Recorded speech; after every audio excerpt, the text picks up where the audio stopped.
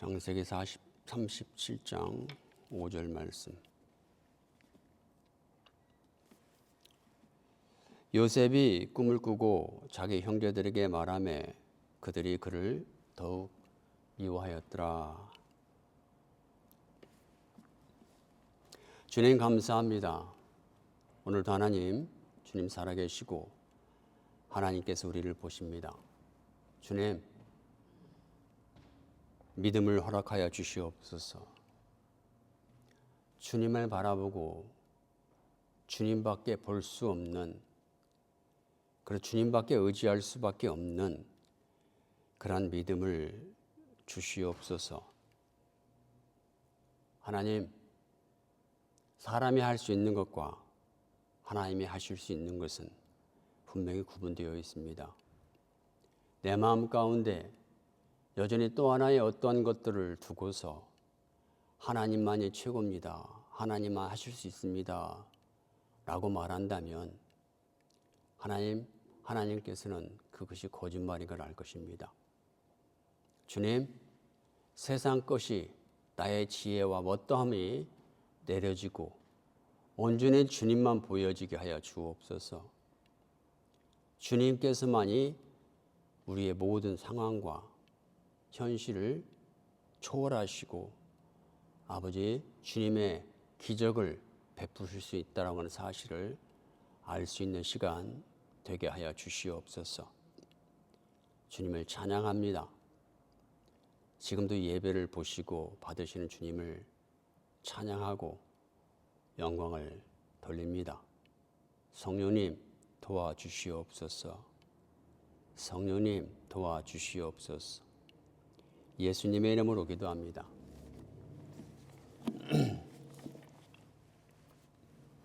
하나님은 말씀하십니다. 지금도 말씀하십니다. 하나님께서 사람들에게 말씀하실 때는 하나님께서 그 사람에게만 말씀하십니다.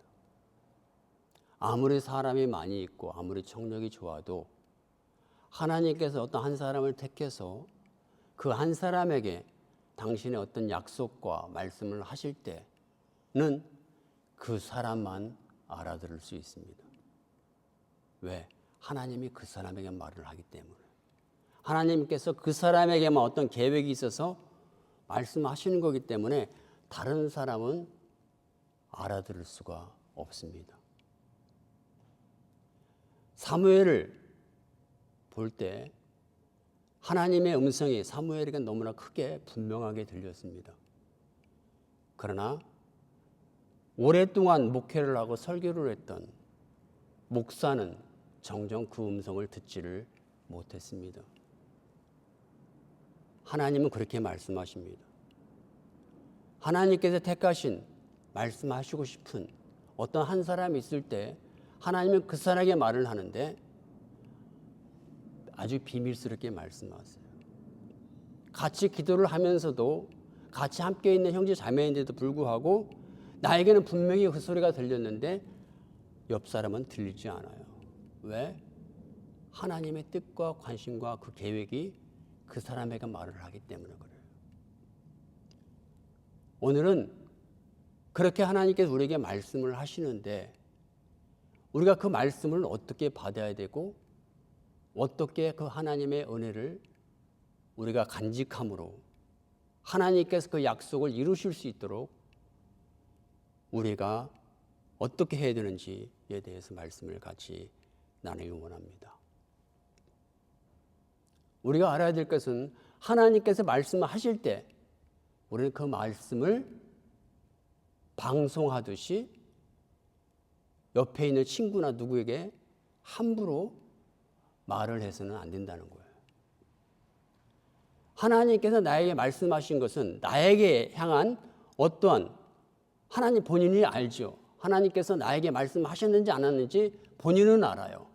나 환경과 처지와 어떠한 것을 통해서 볼 때 하나님께서 나에게 그 말씀을 하셨다는 것을 본인은 알아요.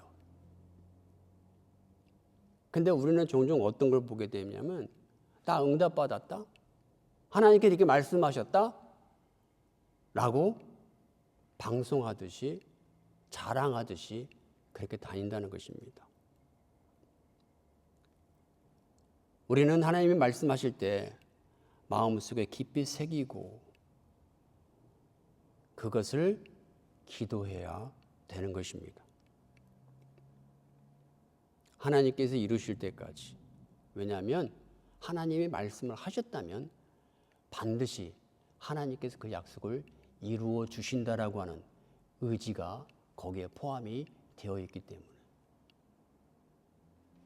나와 하나님과 관계 속에서 그것을 철저히 지키고 묵상하고 마치 엄마가 아이를 10달 동안 배에 품고 그 모든 느낌을 느끼면서 엄마만 아는 어떤 교감을 하듯이 10달 동안 참아내면서 잉태하듯이 우리가 신앙생활을 어떻게 해야 되냐? 바로 그렇게 해야 되는 거예요. 하나님과 나 사이에 하나님께서 주신 어떠한 그런 은혜가 있는데 말씀이 있는데 그 말씀을 내가 매일같이 그것을 마음속에 새기고 하나님과 나와 관계 속에서 그분을 느끼고 그렇게 잉태하고 가는 거예요. 오늘 본문을 보면은 요셉이 나옵니다. 요셉은 어떤 사람입니까? 11명의 야곱의 아들 중에 막내였고 잘생겼고 그래서 이 야곱은 요셉을 참 좋아했다라고 나옵니다. 모든 좋은 옷은 요셉에게 해입혔고 맛있는 것도 요셉만 주었고 항상 요셉을 데리고 아빠가 품에 품고 그렇게 살았어요. 요셉은 막내로 태어났어요. 우리 집에도 막내가 있지만 막내의 특징은 뭐냐면 받는 것에 익숙해져 있어요. 그리고 부모의 사랑을 독차지하면서 자라다 보니까 이 야곱은 특별히 이 요셉을 그 10명의 큰 자식들이 보는 앞에서도 서스럼 없이 이 요셉에게만 아주 차별하게 그렇게 대했어요. 그것을 그 형들은 못마땅해 했고 시기하고 질투했다는 것입니다. 말은 안 해도 왜 아버지는 쟤만 가지고 그럴까? 그렇게 자랐습니다. 오늘 본문에 보니까 이렇게 요셉이 꿈을 꾸고 자기 형제들에게 말하매 그들이 그를 더욱 미워하였더라 라고 했습니다. 그렇지 않아도 미운데 하나님께서 요셉에게 그 미래의 계획을 꿈으로 말씀하셨어요. 근데 그 꿈을 아주 자랑하듯이 형들 앞에 와서 이렇게 말합니다. 형님들, 내가 꾼 꿈을 한번 들어보세요. 그러면서 7절에서 이렇게 말하죠. 우리가 밭에서 곡식단을 묶더니 내 단은 일어서고 당신들의 단은 내 단을 둘러서서 내가 묶은 단에게 절하더이다. 그러니까 형들 반응이 그렇잖아요. 형들이 그러면 네가 참으로 우리의 왕이 되겠느냐? 참으로 우리를 다스리게 되었느냐? 하고 요셉이 말한 그 꿈과 그의 말로 말미암아 그를 더욱 그렇지 않아도 꼴불견인데 그렇지 않아도 미워 죽겠는데 요셉이 그런 이상한 꿈을 꾼 것을 하나님 말씀하신 것을 그렇게 자랑하듯이 했다는 거예요.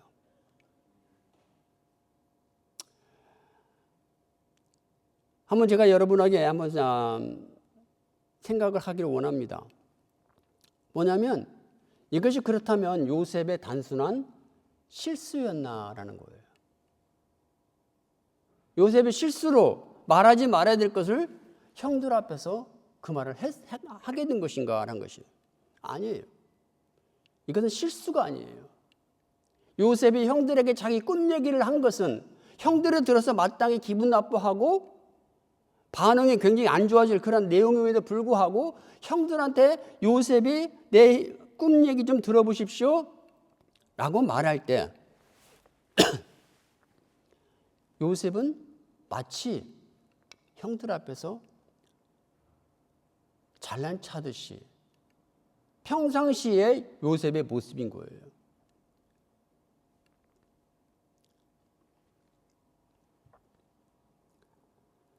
그러므로 말미암아 아까도 제가 읽었지만 형들은 그를 더욱 미워하게 되는데 얼마만큼? 죽이고 싶을 만큼. 죽이고 싶을 만큼 이제 더 미워하게 됩니다.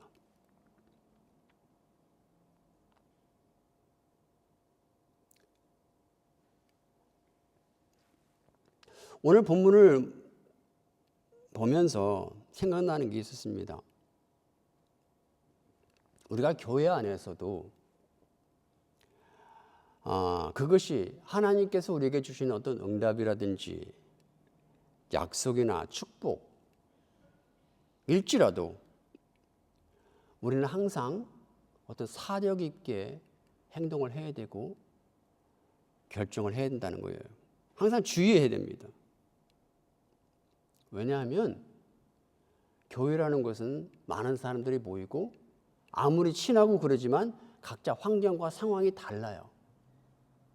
나는 하나님의 축복을 받아서 좋고 나는 응답을 받아서 좋지만 그것을 자랑하고 할 경우에 그렇지 못한 상황에 있는 사람들은 그것을 마음속에 담고 상처가 될 수 있고 그 사람을 시기할 수 있고 그렇게 된다는 것입니다.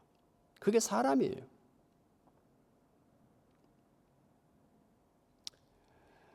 저희 교회에 어떤 한 집사님이 잠깐 다닌 적이 있어요. 비자가 없어요. 남편이 구타해요.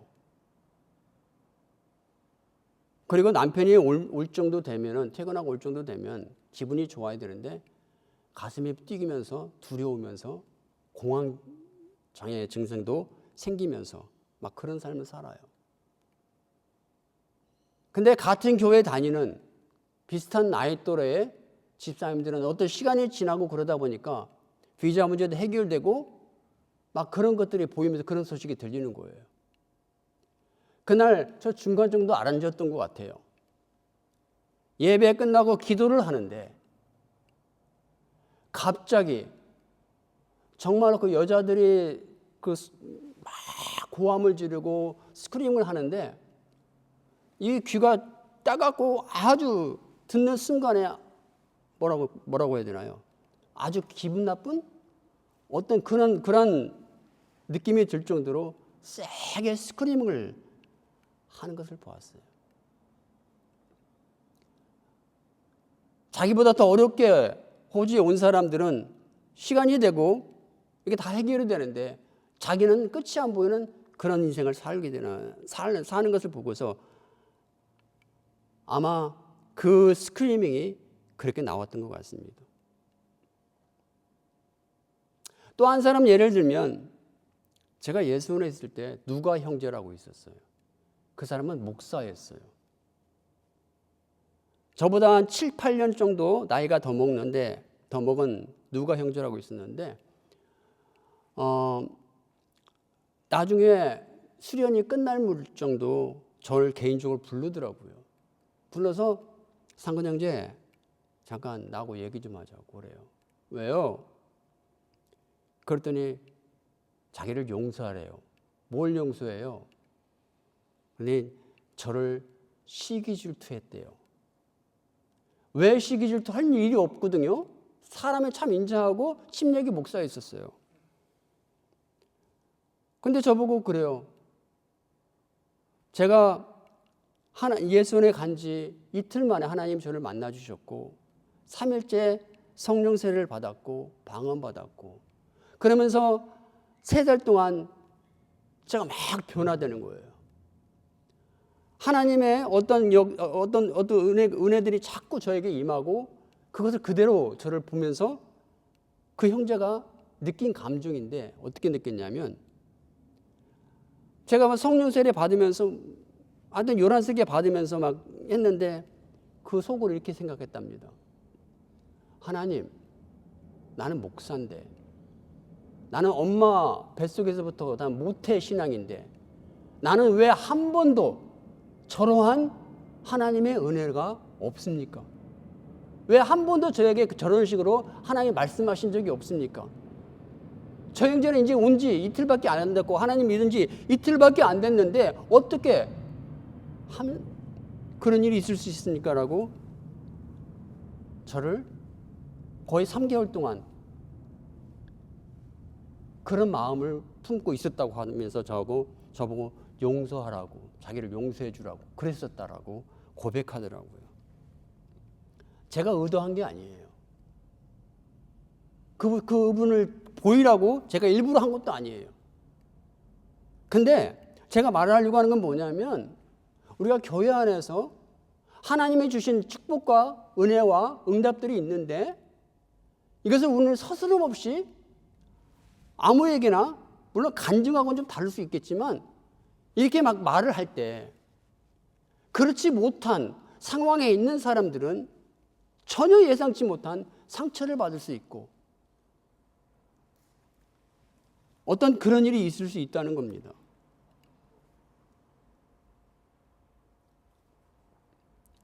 제가 영주권 받았을 때 얼마나 기뻤겠어요. 아내도 여기 있지만 제가 그랬습니다.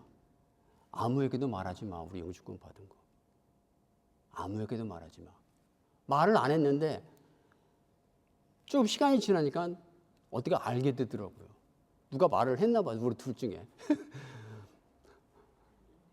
어? 그러면서 왜냐하면 주위에 영주권 없는 사람들이 많거든요. 고생하는 사람들이 많았어요. 어느 주일날인데 예배 끝나고 어떤 분이 얘기를 저한테 와서 상은 형제 뭐 좋은 소식 있다며? 이렇게 물어봐요. 뭐요? 아니 좋은 소식 있으면 같이 나눠야지. 그렇게 말을 하더라고요.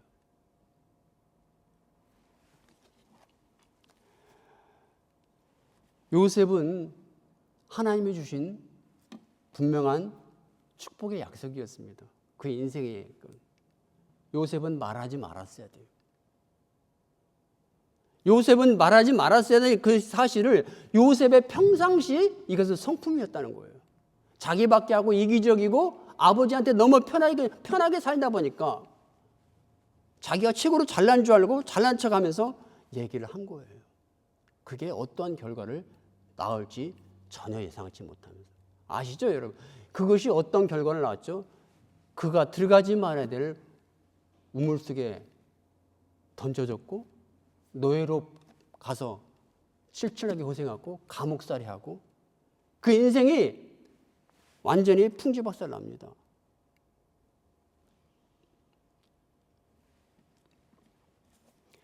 저는 여기서 어떤 교리적인 얘기를 하지 않습니다.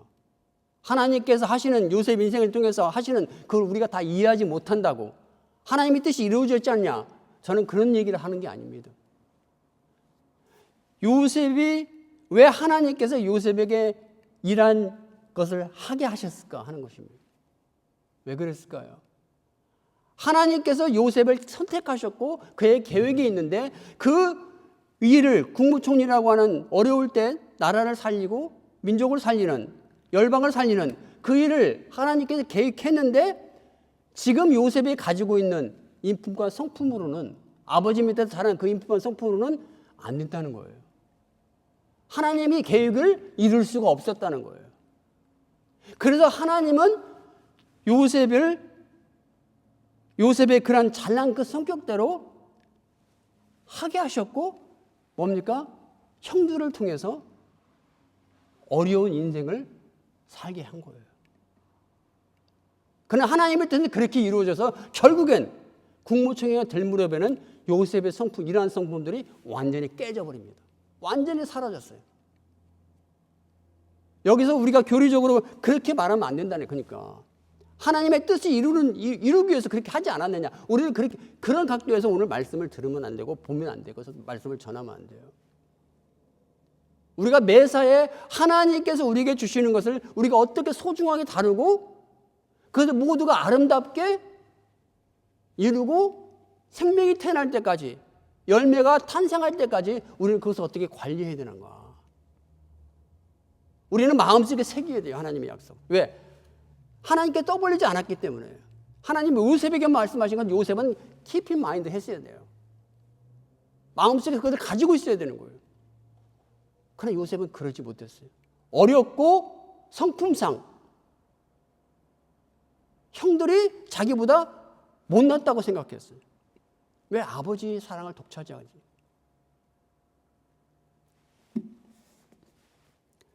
그렇다면 우리는 왜 이렇게 그러면 이렇게 마음속에 새기고 함부로 말해서는 안 되는가?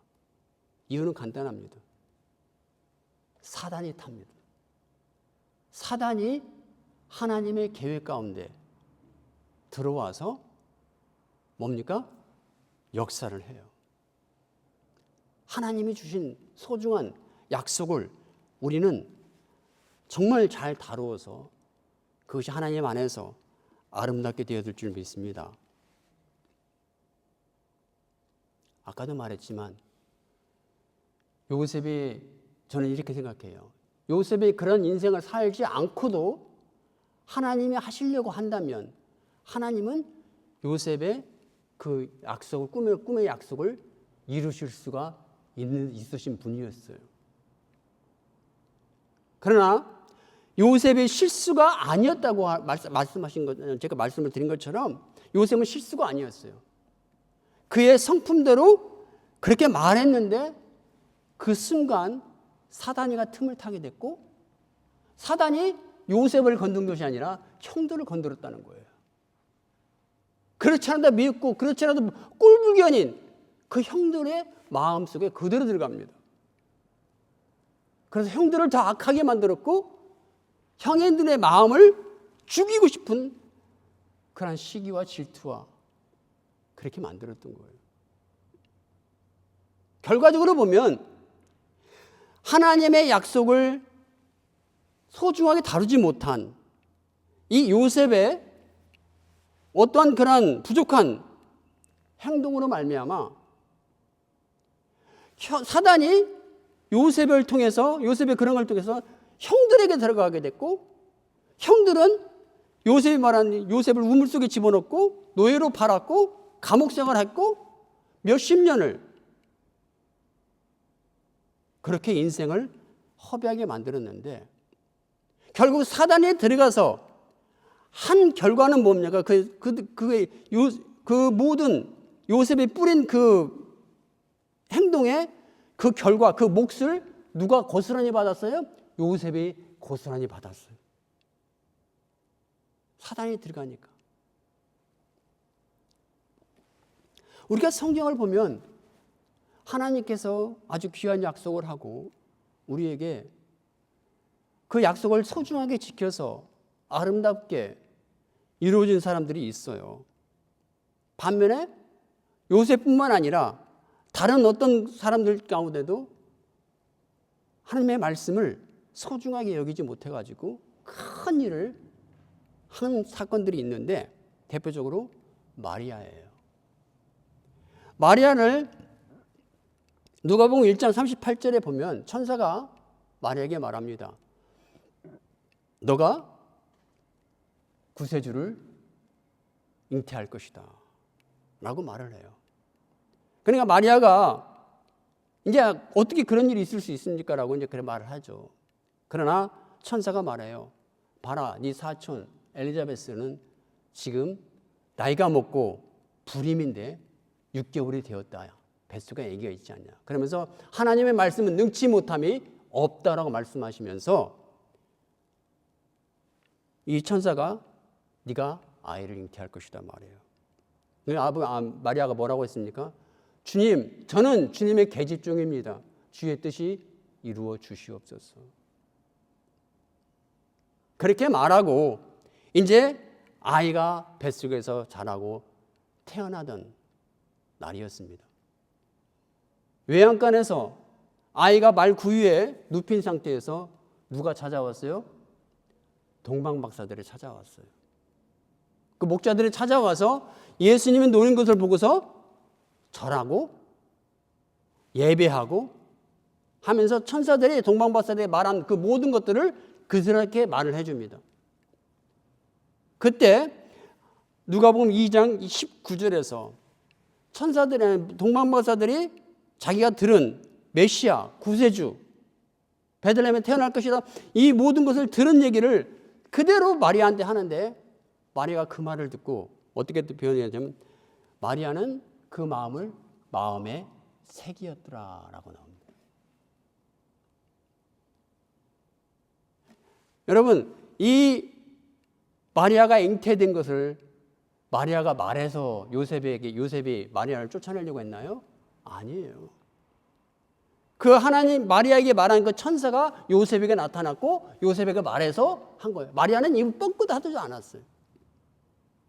그리고 마음속에 새기고 그냥 가만히 있었어요. 말하면 안 되죠. 엄청나게 큰일이 일어날 수 있는데. 약혼만 했지 자지도 않았는데 애가 임신한다?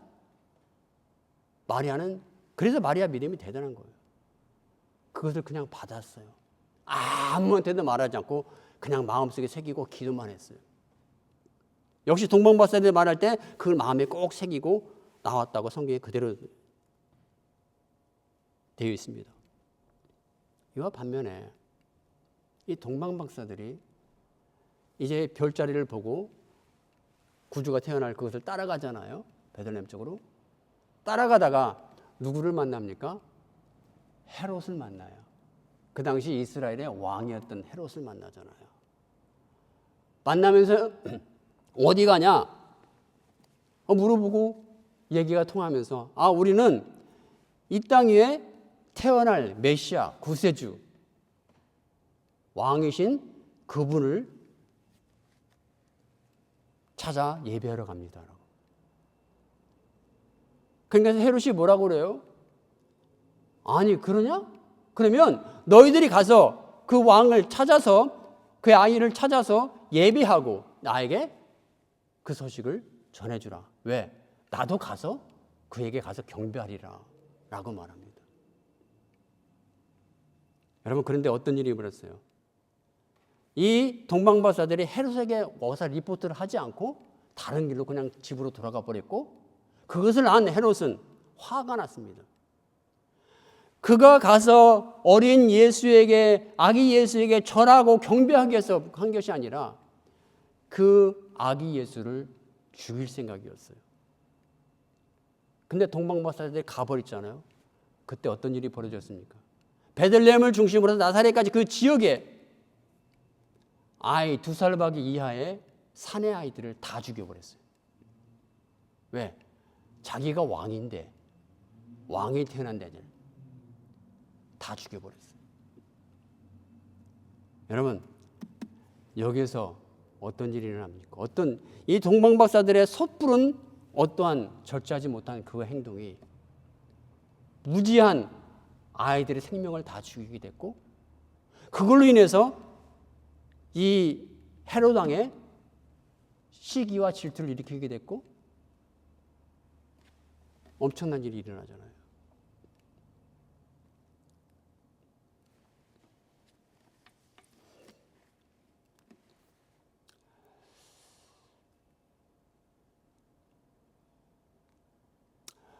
이 형들의 증오와 형들의 시기와 질투와 이것들은 고스란히 요셉의 짊어져야 될 십자가가 되어버렸습니다. 지금 제가 말씀드리는 이 내용들은 어쩜 우리 신앙생활에서 그대로 재현되는 그대로 일어날 수 있는 그런 사건들이에요. 내가 좋은 건 좋아요. 내가 응답받고 좋은 건 하나님께 말씀하신 것이 응답받으면 얼마나 좋겠어요. 그러나 우리는 항상 나의 어떠함으로 인해 나의 어떤 즐거움으로 인해서 내 똑같은 하나님의 그리스도 형상이 상처를 받을 수 있고 무너질 수 있고 하지 말아야 될 어떤 결단도 할 수 있는 그러한 위기에 그러한 위험에 빠질 수 있다는 사실도 항상 생각을 하고 우리는 사려가 깊고 하나님의 그 소중한 나를 선택하셔서 너무 좋은데 은혜 주신 너무 좋은데 그것을 정말 잘 간수해서 모두가 다 함께 죽을 수 있는 이러한 신앙생활과 믿음을 가질 수 있다면 얼마나 행복하겠어요. 다 그러한 삶이 여러분과 저의 삶 속에 일어나기를 주님의 이름으로 축원합니다.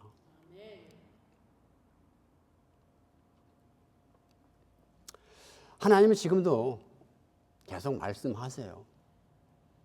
아멘. 저에게도 말을 했고, 제가 기도하는 게 있어요. 제 아내한테만 말을 했어요. 시편 147장 2절과 3절 말씀을 오래전에 주셨어요. 제가 기도할 때마다 그것을 하나님 앞에 리마인드 시킵니다. 내 눈에 안 보이지만 나의 상황은 더 안 되어 가는 것 같지만 하나님 지금도 일하시고 계십니다. 지금도 그 약속을 이루십니다. 왜? 성경에서 분명히 저에게 약속했기 때문에.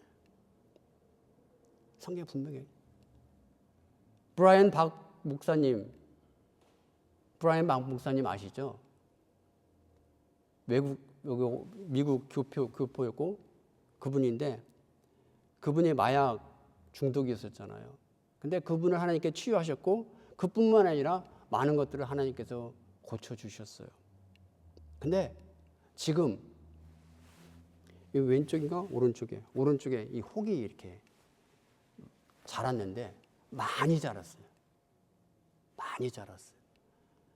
왜 기도하지 않았겠어요? 근데 하나님이 아무 말씀 안 하신대요.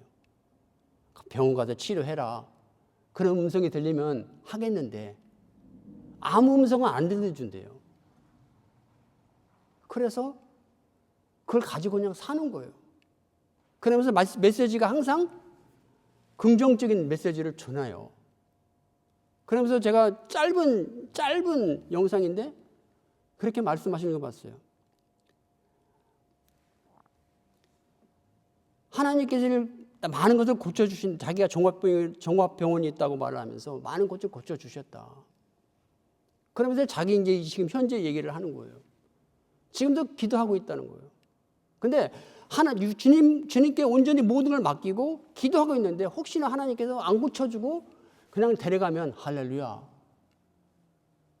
라고 그렇게 말을 하더라고요. 왜? 본인은 하나님을 실망시키지 않고 하나님께 말씀하지 않았기 때문에 하나님의 말씀을 믿고 그냥 소중하게 그것을 믿고 한 거예요. 그냥 가다가 하나님이 데려가시면 믿음대로 갔으니까 하나님이 천국밖에 더 가겠어요? 여기에는 이상근이라는 사람도 포함이 될 수가 있어요. 그랬으면 정말 좋겠어요. 믿음 지키다가 그렇게 가는 게 소망이고요. 순간순간 낙심되고 순간순간 다시 옛날 이상근으로 돌아와서 자꾸 어떤 모습을 보일 때 안타깝죠, 제 자신도. 그러면서 계속해서 하나님한테 리마인드, 하나님이 나에게 말씀하신 그것을.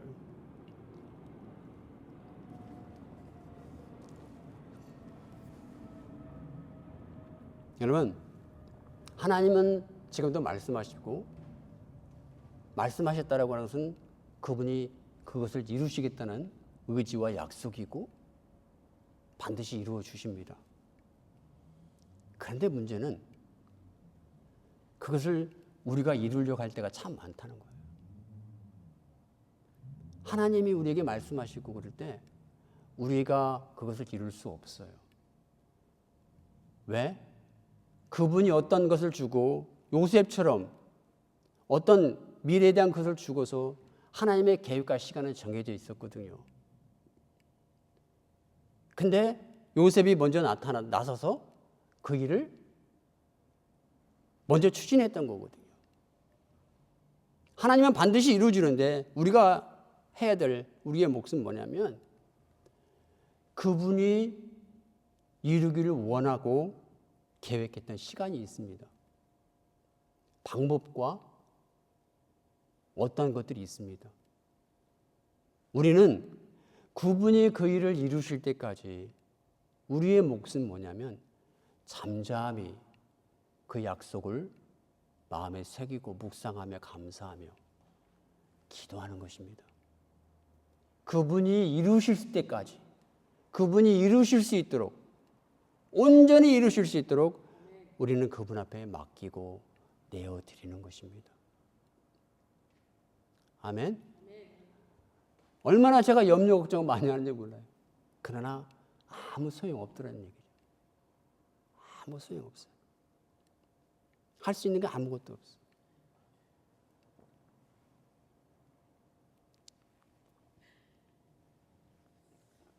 하나님, 믿음을 주시옵소서.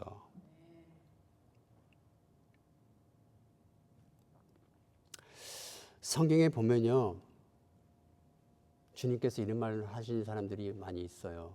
내 믿음이 너를 구원하였다 라고 말하는 사람들이 성경에 좀 있지요. 근데요, 주님께서 내 믿음이 너를 고쳤다, 너를 온전케 했다라고 주님께서 말씀하신 사람들의 공통점이 하나가 있어요. 그게 뭔지 아십니까? 주님이 어떤 사람에게 내 믿음이 너를 구원하였다라고 말하는 사람이 있는데 그 모든 사람들에게는 하나의 공통점이 있다는 거예요. 그 공통점은 뭐냐면 그들이 주님을 만나기까지, 주님께 그 얘기를 듣는 그 전까지 그들은 자신들이 해보려고 했던, 그 문제에서 벗어나 보려고 했던 그런 노력과 애씀과 그 모든 것을 다 했다는 거예요. 돈이 있으면 돈을 다 투자해서 나아보려고 했고, 해결해 보려고 했고, 지혜가 있고 권세가 있으면 그 권세를 통해서 뭔가를 다 해보려고 했던 사람들이란 거예요. 그렇게 했어요. 근데 오랜 시간 동안 그렇게 해왔는데 문제는 여전히 존재하고 상황은 여전히 더 나빠지고 아무것도 되어진 것이 없더란 얘기예요. 그들은 그렇게 해봤지만 안 되더라. 안 되더라. 어떻게 보면 좀 자포자기? 그런 상태까지 다 이 사람들은 도달한 사람들이에요. 세상에는 더 이상 희망이 없어. 어떤 누구도 지금 나의 처지를 해결하거나 고치거나 자유케 할 그런 방법이 없는 거예요. 이 사람들은 안 보인 거예요. 그러다가 하나님의 은혜 가운데 예수님을 만나게 된 거예요. 예수님을 만났을 때 그들은요, 더 이상 옛날에 우리가 이렇게 할 수 있죠. 내가 한쪽으로는 이런 방법으로 이렇게 할 수 있어. 이런 방법으로 해볼 수 있어. 이런 마음을 가지고 있고 우리는 기도할 때 하나님밖에 못합니다. 하나님만 하실 수 있습니다. 이렇게 기도합니다. 하나님이 이미 우리 마음 가운데 너 이 생각 있지 않냐? 알고 있어요. 너 지금 이렇게 계산하고 있잖아. 이거 알고 있어요. 하나님이 너 믿음대로 될지 이렇게 말하지 않아요, 사람들. 아직도 말하지 않고 내 속으로 생각하고 계산하고 있는 이것이 완전히 없어지고 내려져 놓아지고 주님께만 100% 주님만이 이것을 할 수 있습니다 라고 손들고 주님 앞에 나아가는 이 사람들에게 주님께서 내 믿음대로 네 믿음이 너를 구원하였다 했다는 겁니다. 12년 혈우병 여인, 바디메오, 야이로, 중풍병자, 사지를 쓰지 못해서 친구들에 의해서 지붕을 뜯고 예수님께 그 중풍병자를 내려놓은 사건 아시죠? 이들에게는 다른 소망이 없었어요. 다 해봤어요. 소용없었어요. 오직 예수님만이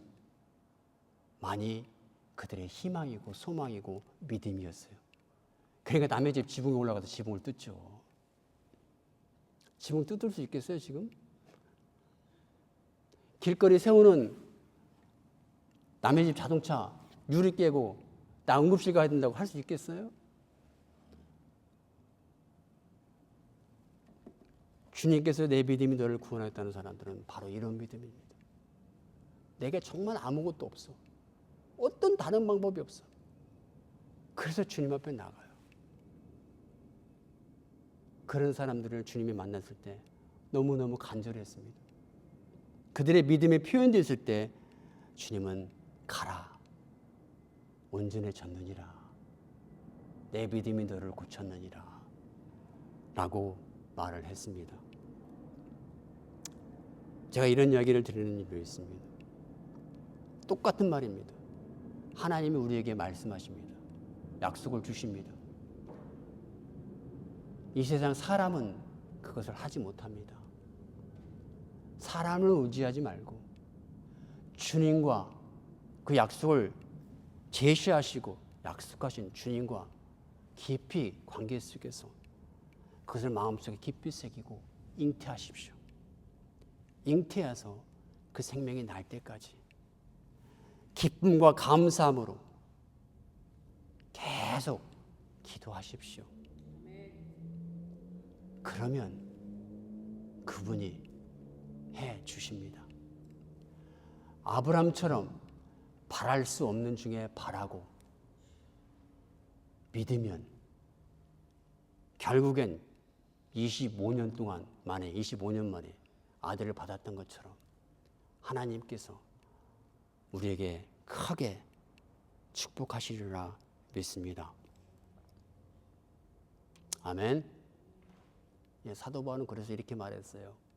아브라함의 바랄 수 없는 중에 바라고 믿었으므로 모든 만민의 믿음의 조상이 되었다라고 로마서 4장에 써 있어요. 이게 믿음입니다. 이게 믿음입니다. 온전히 하나님만 믿고 그분만 믿고 그분과 관계 속에서 그분을 의지하고 나갈 때 여러분 우리가 사람 앞에 자랑하지 않아도 우리가 사람 앞에 말하지 않아도 하나님께서 이끌어 주시리라 믿습니다.